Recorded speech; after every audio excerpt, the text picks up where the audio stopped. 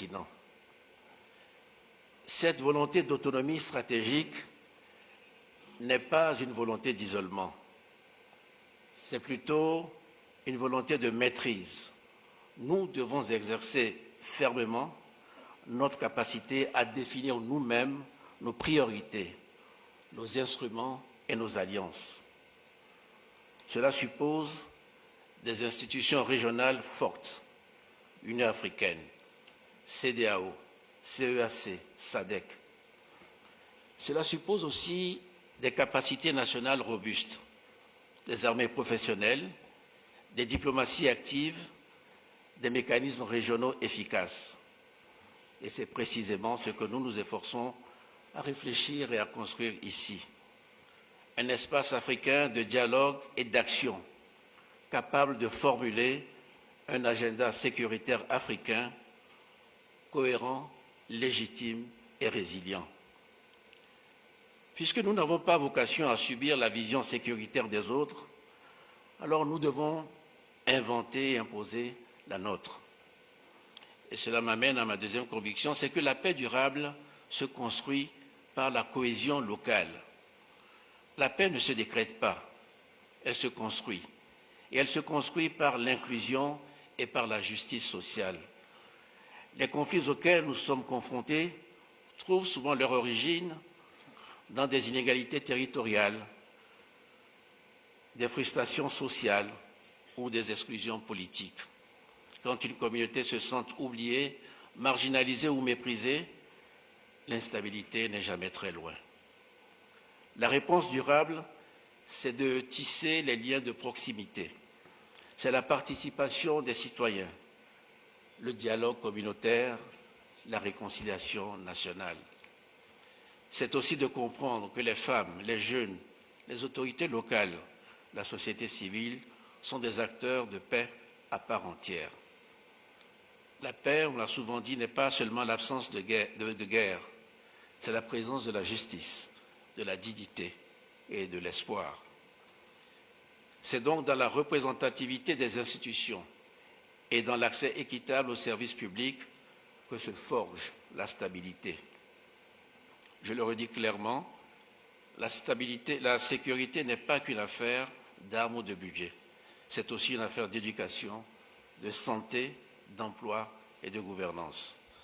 C'est pour cela que le Togo a choisi de placer l'inclusion sociale et territoriale au cœur de sa politique de sécurité. Ma troisième conviction, c'est que la prévention, l'anticipation et le renforcement des capacités sont les clés de notre vision régionale de la sécurité. La sécurité du continent doit être collective, coordonnée et prospective, car nous faisons face à des menaces mouvantes, terrorisme, criminalité transnationale, désinformation, cyberattaques, insécurité climatique.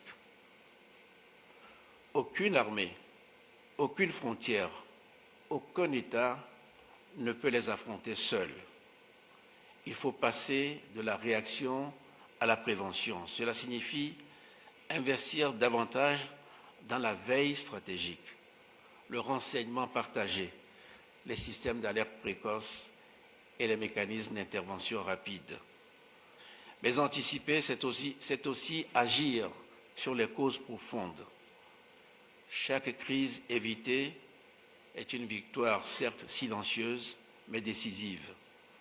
Nous devons renforcer les politiques publiques qui réduisent les inégalités, atténuent les effets du changement climatique et empêchent que la misère n'alimente la violence. Une partie de la bataille va se jouer dans le champ numérique. Il y a des technologies qui pourraient être des atouts majeurs pour la prévention et la médiation, mais elles comportent aussi des risques. Je pense à la désinformation dans l'espace numérique ou à l'usage hostile des drones dans l'espace physique, mais aussi à l'émergence de nouvelles inégalités liées à la fracture numérique. Nos États doivent être utilisateurs et promoteurs, mais aussi gardiens de ces technologies en veillant à ce qu'elles servent la paix plutôt que la déstabilisation. Ma quatrième conviction, c'est que nous ne pouvons pas réfléchir à une paix durable sans aborder la question des financements et des partenariats. Soyons clairs, la sécurité a un coût et ce coût doit être assumé. Il n'est pas question de dépendre de financements extérieurs instables et souvent conditionnels. Il faut donc sans doute inventer nos propres instruments. Cela passe par une mobilisation plus forte des budgets nationaux et un recours plus stratégique au secteur privé, notamment dans la prévention et la reconstruction post-conflit. Mais pour cela, il faut d'abord, ou même en parallèle, redéfinir les règles du jeu avec nos partenaires internationaux. Aujourd'hui, nous avons besoin à la fois de pouvoir défendre nos frontières, protéger nos populations, investir dans notre jeunesse et faire face aux effets du changement climatique. Pourtant, chaque crise sécuritaire nous contraint à des arbitrages impossibles entre la défense, la santé, l'éducation ou l'investissement productif. L'architecture financière mondiale place nos États face à un dilemme impossible. Nous ne pouvons financer notre sécurité qu'en creusant notre dette. Pourtant, investir dans la paix africaine, c'est prévenir des crises dont le coût global serait infiniment plus lourd. On ne peut pas continuer à pénaliser ainsi la paix au nom d'une orthodoxie financière court-termiste. Il faut donc nous donner les moyens de financer nous-mêmes notre sécurité sans compromettre notre stabilité macroéconomique ou alourdir davantage des conditions de dette déjà insoutenables. Ce sont toutes ces règles de jeu de l'architecture financière mondiale qu'il faut repenser. C'est pourquoi je plaide systématiquement auprès de nos partenaires pour que les dépenses de sécurité et de stabilisation dans les États de première ligne soient reconnues comme des biens publics mondiaux. Nos partenaires doivent comprendre que ce sont des investissements, au même titre qu'un barrage ou une école. Cela passe par une réforme du système de notation dans les cadres de financement et de soutenabilité de la dette. Mais reste un lieu de clarté, un lieu où l'on ose dire que la paix n'est pas un rêve naïf, mais une stratégie exigeante. Un lieu où nous parlons d'une seule voix et de manière constructive. Un lieu, enfin, où nous proposons une autre manière de penser la sécurité, par l'autonomie, par l'inclusion, par la prévention et par la responsabilité partagée.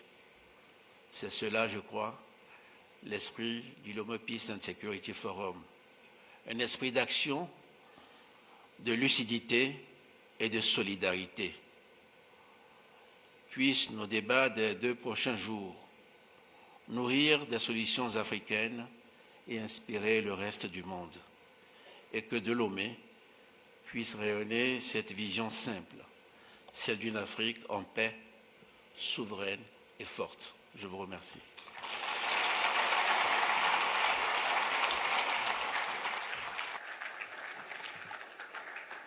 Une Afrique en paix, souveraine et forte, ce sont les derniers mots à l'occasion de cette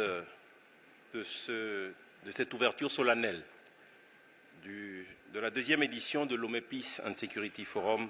Toute notre gratitude à son Excellence, Monsieur le Président du Conseil. Nous allons respectueusement solliciter nos officiels pour la photo de famille.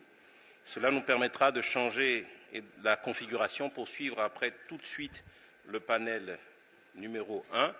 Cette photo de famille va rassembler messieurs les ministres des Affaires étrangères ainsi que les chefs de délégation, les panélistes, la représentante résidente du Programme des Nations Unies pour le développement et bien évidemment leurs excellences, Monsieur le Président du Conseil, Monsieur le Président de la République du Libéria et Monsieur l'ancien Président de la République fédérale du Nigeria, ainsi que les présidents des institutions de la République togolaise. Donc nous allons prier respectueusement les chefs de délégation, les ministres des Affaires étrangères, les panélistes, Madame la représentante du PNUD, de bien vouloir se mettre en place pour que juste après,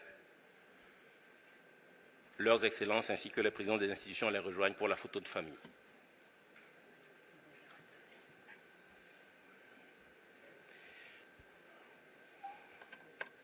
We humbly ask Honorable Minister of Foreign Affairs, Chief Delegate, panelists,